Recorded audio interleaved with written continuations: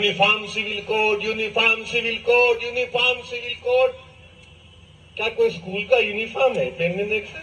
ये uniform civil code के draft Uniform Civil Code and the deliberation that has now been initiated on the part of the law committee. साथ हूं मैं प्रणय उपाध्याय और बात करेंगे आज यूनिफॉर्म सिविल कोड यानी समान नागरिक संहिता की, जिस पर सियासत भी हो रही है, सवाल भी उठे हैं और बवाल भी हो रहा है। Uniform civil code mean what are the खबर आप सबके लिए ये है कि देश में यूनिफॉर्म सिविल कोड लागू करने के आएंगे। अब कौन सा मास्टर स्ट्रोक होगा उनका, जो 24 से 29 तक का मैदान क्लियर कर देगा।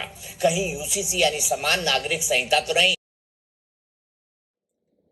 यदि हम क्रिमिनल लॉ की बात करें तो यदि कोई हिंदू मर्डर करता है, जो पनिशमेंट उसको मिलता है वही सेम पनिशमेंट यदि कोई अलग रिलीजियस कम्युनिटी का, चाहे वो मुसलमान करे चाहे वो क्रिश्चियन करे, उसको सेम पनिशमेंट उसे भी मिलेगा।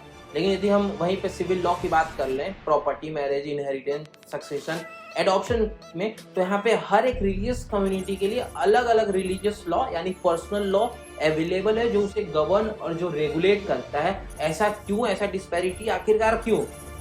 यदि हम इसी चीज को सही करने की बात करें तो जो कॉन्स्टिट्यूशनल फ्रेमर्स थे, जो संविधान निर्माता थे, वो भारतीय संविधान का जो भाग 4 है, जो DPSP directive principle of state policy की बात करता है, उसमें आर्टिकल 44 को ऐड किए, यानी यूनिफॉर्म सिविल कोड को ऐड किए, जो स्टेट को ये कहता है कि आप सिक्योर कीजिए यूनिफॉर्म सिविल कोड, समान नागरिक संहिता हर एक टेरिटरी में। लेकिन इसके बावजूद भी आज सिविल लॉ में इतना डिस्पैरिटी क्यों देखने को मिलता है? हम बात करते हैं वन नेशन वन लॉ की, हम बात करते हैं एक प्रधान एक विधान एक संविधान की, तो इन सभी चीजों के बाद भी आज तक कई सरकार आई, कई सरकार गई, सिविल लॉ में इतना डिस्पैरिटी क्यों देखने को मिलता है और खासकर हर एक रिलीजियस मैटर्स में इतना डिस्पैरिटी देखने को क्यों मिलता है? आज इन सभी चीजों के बारे में आज हम इस चैनल पे डीपली जानेंगे। स्वागत है आप सभी लोगों का। मेरा नाम शिवम कुमार, एक बार फिर से कानूनी कहानी के एक नए वीडियो के साथ मैं आ गया हूँ।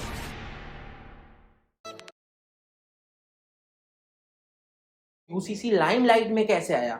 तो हमें चलना पड़ेगा इतिहास के उन पन्नों पे और जानना पड़ेगा जब ब्रिटिश सरकार, ब्रिटिश हुकूमत जब शासन कर रही थी हिंदुस्तान में 1835 में, 1835 में सबसे पहले सेकेंड लॉ कमीशन ने एक रिपोर्ट जमा किया और रिकमेंडेशन दिया कि समय आ गया है जो भी क्राइम से रिलेटेड लॉ है उसे कोडिफाई करने के लिए। साथ ही साथ उन्होंने रिकमेंडेशन दिया कि अभी हम रिलीजियस मैटर्स के जो भी लॉ हैं उनको कोडिफाई, उनको रिफॉर्म नहीं करेंगे। ऐसा क्यों उन्होंने किया?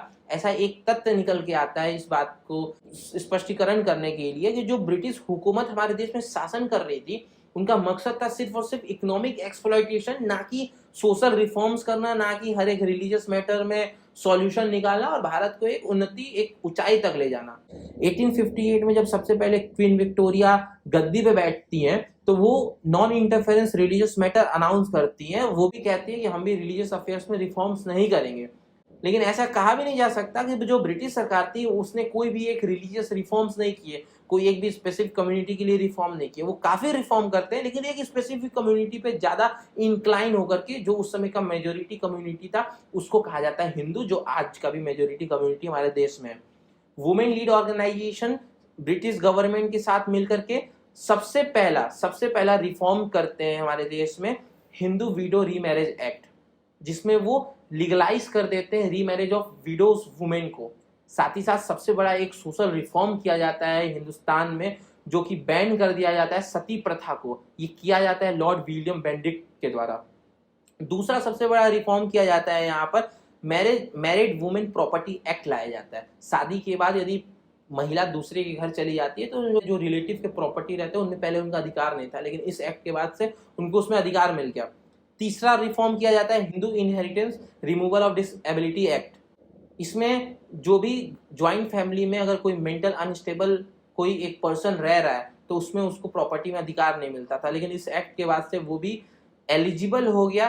कहानी यहीं पे खत्म नहीं होती, अंत में फिर से यूनिफॉर्म सिविल कोड का चर्चा शुरू हो जाता है और अंत में जाकर के 1941 में BN राव कमेटी फॉर्म होता है। 1941 में BN राव कमेटी फॉर्म होता है हिंदू कोड बिल के लिए।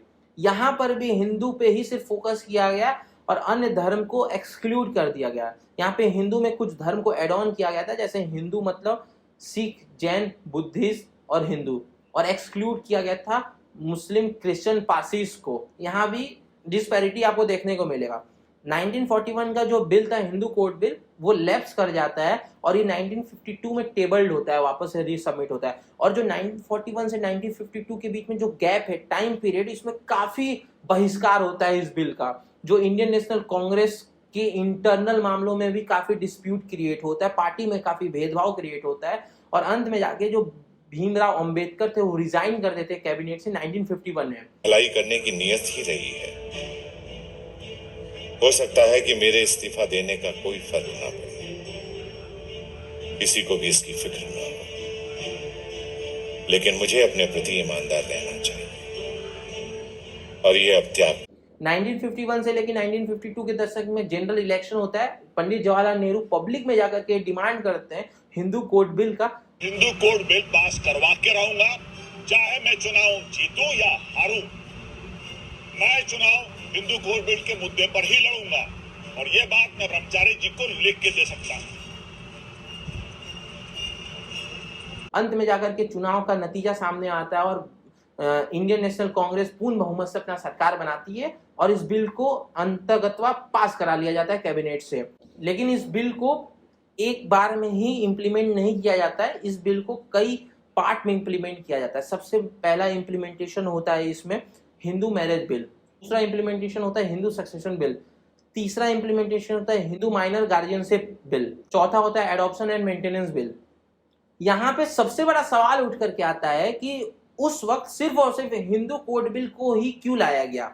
उस वक्त अनेक जो अलग अलग धर्म हमारे देश में माइनॉरिटी रिलीजन है उनको क्यों नहीं इसमें कोडिफाई किया गया, क्या मकसद था उस समय, क्यों बस सिर्फ और सिर्फ मेजोरिटी को खुश किया गया, इसका आज तक किसी ने जवाब नहीं दिया है। सवाल यह है कि सिर्फ एक धर्म के लिए कानून बनाना कितना उचित है। मुझे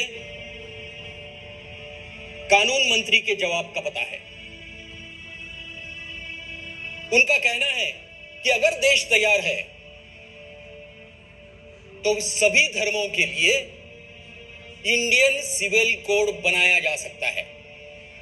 अगर ऐसा है तो सभी धर्मों पर लागू होने। यहां तक कि जुडिशरी ने भी डिमांड किया है काफी केसेस में। हम एक एग्जांपल ले सकते हैं Sarla Mudgal case, Saira Bano case, Shah Bano case, जिसमें सुप्रीम कोर्ट ने डायरेक्शन दिया था गवर्नमेंट को, एक रिकमेंडेशन दिया था गवर्नमेंट को कि यूसीसी लाने का जरूरत है आज हमें देश में। अगर 2018 का लॉ कमीशन की बात करें तो उस वक्त लॉ कमीशन ने मना किया था यूसीसी जरूरी नहीं है।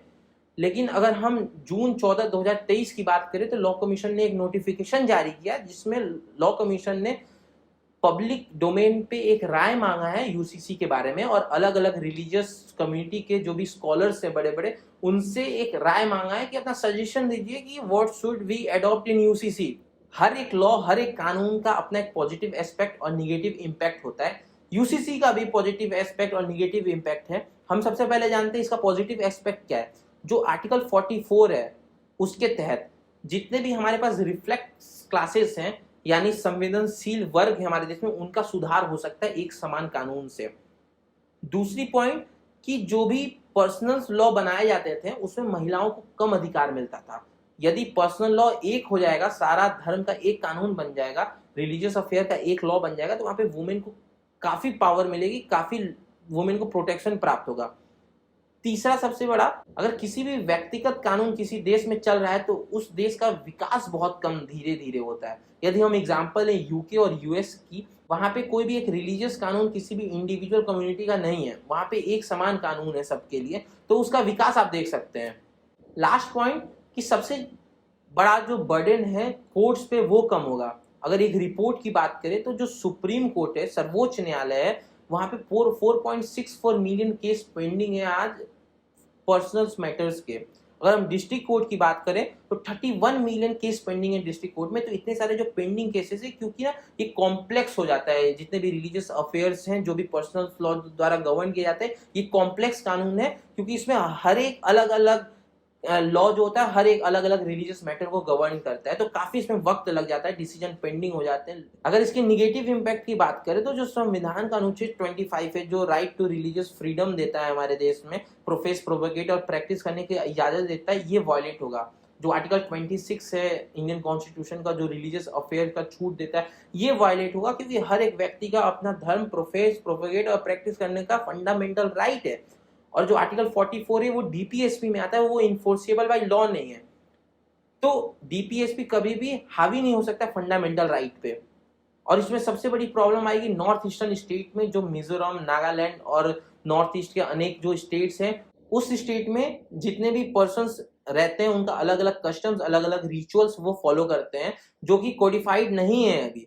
और ये article 371A 371G of Indian constitution उन्हें प्रोटेक्ट करता है कि उनके कस्टम्स को कोई भी लेजिस्लेशन, कोई भी पार्लियामेंट का कानून उस पर रिफॉर्म नहीं कर सकता है।